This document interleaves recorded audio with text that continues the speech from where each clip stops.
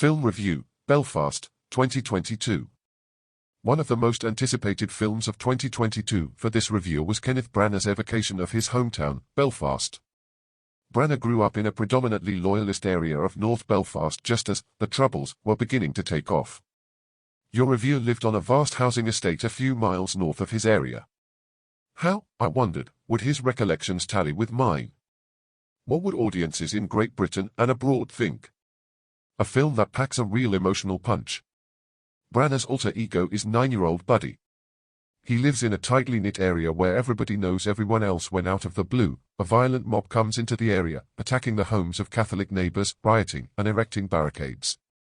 Soldiers appear on the streets, vetting who moves in and out of the area. Some loyalists have criticized the film, claiming it doesn't show context and portrays the Protestant Unionist loyalist, PUL, community in the worst possible light. However, for a 9-year-old, there would be no context. The child would be swept up in the bewildering events unfolding around him.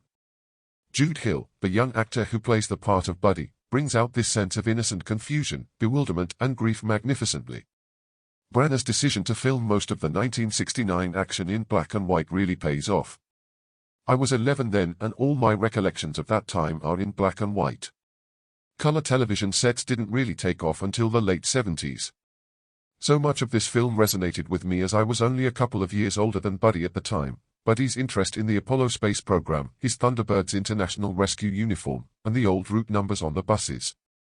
It all came flooding back. It could have been me and my family forced to leave the country if I'd lived for miles up the road. Judi Dench was quite disappointing in her role as Buddy's granny. In contrast, her screen husband, Ciarán Hinds, almost stole the show as Buddy's wise but ailing granddad, Bob.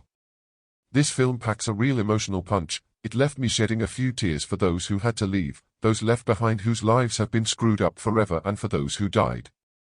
Please God, that we in Ulster don't ever go through all that shit again. Reviewed by David Kerr.